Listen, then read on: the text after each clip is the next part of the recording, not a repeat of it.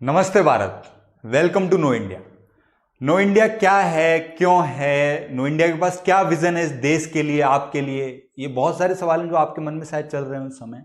मैं शिवाजी राजे इन्हीं सब सवालों का जवाब देने के लिए आपके सामने हाजिर हूं।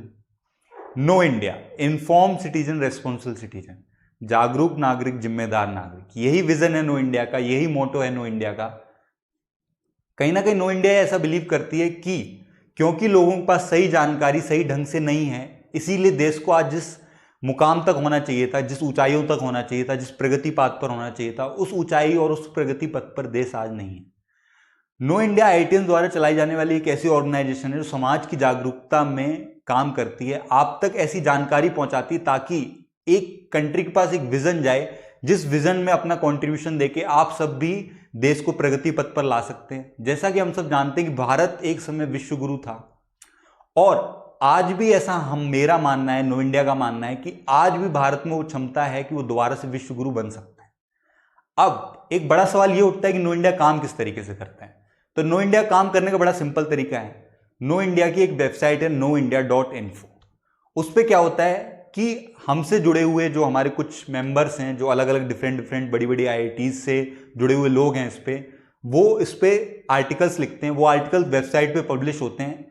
उन आर्टिकल्स की मोस्टली उन आर्टिकल से रिलेटेड वीडियोस इसी यूट्यूब चैनल पर मैं लेकर आया करूंगा आपके सामने, और वो वीडियोस और आर्टिकल उन मुद्दों पर फोकस करेंगे जो देश के लिए बहुत जरूरी हैं, आपके लिए बहुत जरूरी हैं, आपके बच्चों के लिए बहुत जरूरी हैं।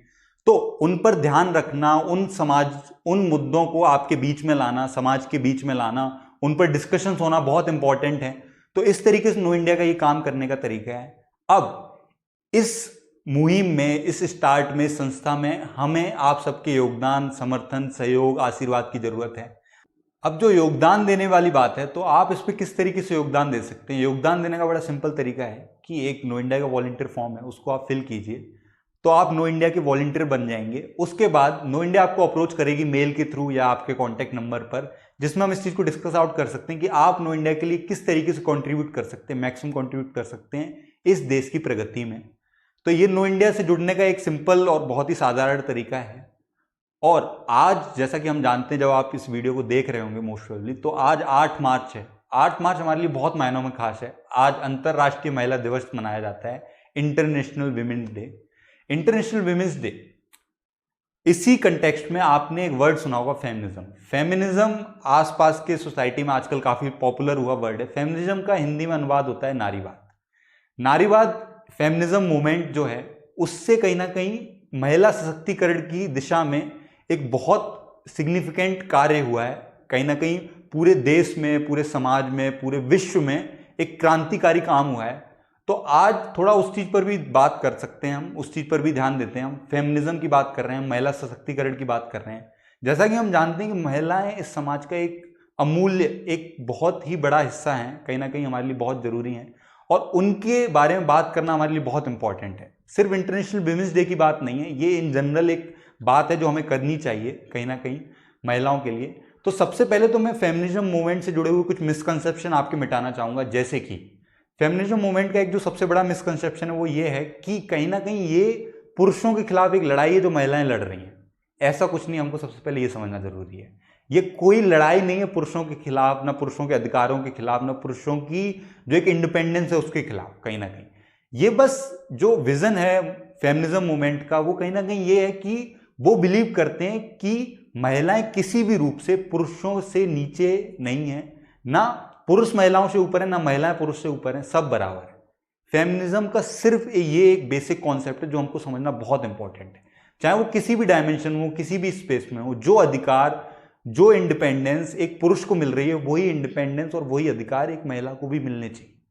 अब इसको अगर अपन इंडिया के कंटेक्स्ट में समझें, तो अगर जैसे हम बात करें एजुकेशन की, एजुकेशन में यदि हम देखें तो कहीं ना कहीं ये हम देखेंगे अपने समाज में कि जो हमारे परिवार होते हैं, हमारा समाज होता है, वो कहीं ना कहीं जो मेल चाइल्ड होता है, जो कहीं ना कहीं पुत्र होता है घर का, उसकी शिक्षा पर ज्यादा ध्यान दिया जाता है कंपेयर टू एक विमेन की शिक्षा पर। अगर हम 2011 के एक डेटा को रेफर करें तो उससे पता चलता है कि इंडिया में जो लिटरेसी रेट है ना, वो मेल का 82% है और कहीं ना कहीं वही महिलाओं का 65% है।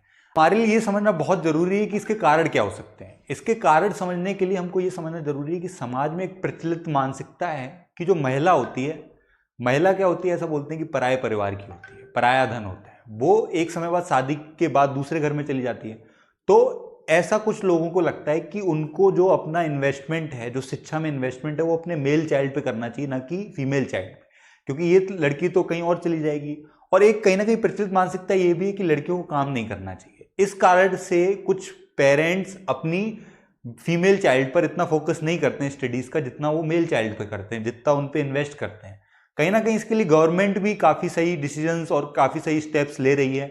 जैसे कि हम देख सकते हैं कि बहुत सारी जगहों पर गवर्नमेंट महिलाओं को इस तरीके की मुहिम चला रही होती, इस तरीके की योजना चला रही होती, ताकि उनका जो पार्टिसिपेशन है एजुकेशन में वो इंक्रीज हो। कहीं फीस में रिडक्शन होता है, कहीं बहुत सारी स्कॉलरशिप दी जाती हैं, नए नए तरीके की मुहिम और योजनाएं चलाई जाती हैं, ताकि ज़्यादा से ज़्यादा महिलाएं एजुकेशन से जुड़ें और इस देश की प्रगति में सहयोग करें।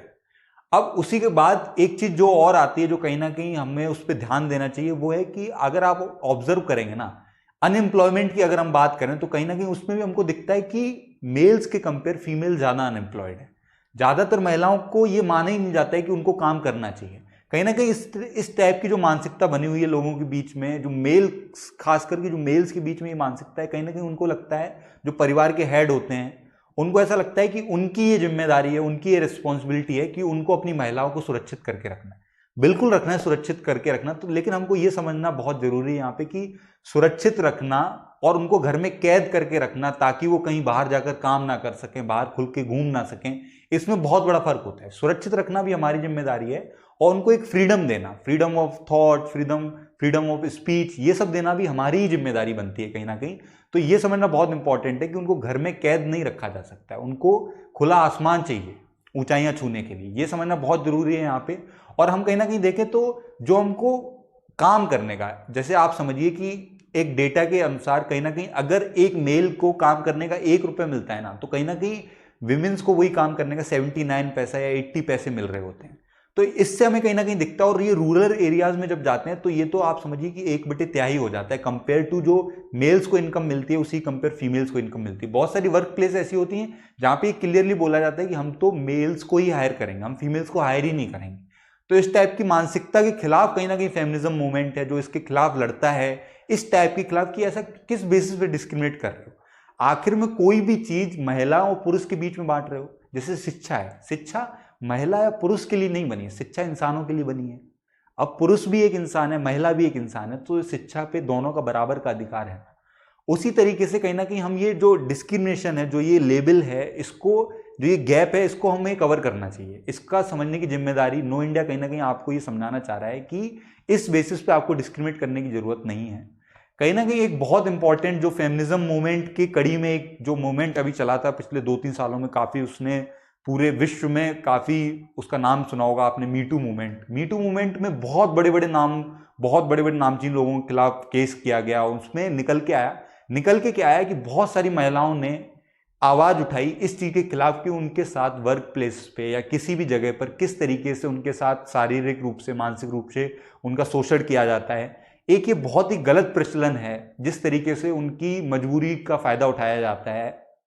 इसके खिलाफ आवाज उठाई गई, बहुत सारे केसेस उठाए गए। इससे कहीं ना कहीं हमको समझ में आता है कि फेमिनिज्म जैसा मूवमेंट कितना इंपॉर्टेंट है। एक व्यक्ति ने आवाज उठाई, उसके बेसिस पर कितने सारे लोगों ने पूरे विश्व में आवाज उठाई।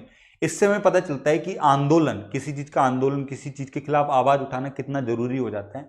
तो हमको ये ओवरऑल समझना चाहिए कि इस अंतरराष्ट्रीय महिला दिवस पर किस तरीके से हम महिला सशक्तिकरण में अपना अपना योगदान दे सकते हैं। ये कुछ छोटे छोटे रोजमर्रा की चीजें हैं जो आपके माँ बहन को कहीं ना कहीं बहुत सारी चीजें होती हैं जो उनको मैटर करती हैं, उनको इन्फ्लुएंस करती हैं, उन पर हमें ध्यान देना चाहिए एज अ जिम्मेदार नागरिक। और यही सब चीजें ओवरऑल मैं कवर कर रहा था। इस पर भी एक बहुत प्यारा आर्टिकल हमारी वेबसाइट noindia.info पर ऑलरेडी डला हुआ है, आप उस आर्टिकल को जरूर पढ़िए जाके, उसमें हमने डिटेल में सारी चीजें कवर की हैं। तो मैं अपनी बात को यहां पर खत्म करना चाहूंगा कि जब हम पिछली पीढ़ी से एक बेहतर सोच लेकर आगे बढ़ेंगे, तभी हमसे आगे आने वाली पीढ़ी हमसे बेहतर सोच लेकर आगे बढ़ पाएगी। और ये थी नो इंडिया की इंट्रोडक्टरी वीडियो। उम्मीद करता हूं आपको ये वीडियो पसंद आई होगी। अगर आपको ये वीडियो पसंद आई है तो इसको लाइक कीजिए, शेयर कीजिए अपने दोस्त, अपने परिवार के साथ, और इस नो इंडिया के चैनल को सब्सक्राइब कीजिए ताकि इस पर आने वाली नई नई वीडियोस आपको लगातार मिलती रहें। और यदि आपको फेमिनिज्म से रिलेटेड एक बहुत ही शानदार आर्टिकल पढ़ना हो तो आप हमारी वेबसाइट noindia.info पर जाकर उसको पढ़ सकते हैं। उसका लिंक हम आपको डिस्क्रिप्शन में भी देंगे। उम्मीद करता हूं आपको हमारा काम पसंद आया होगा। जय हिंद, जय भारत।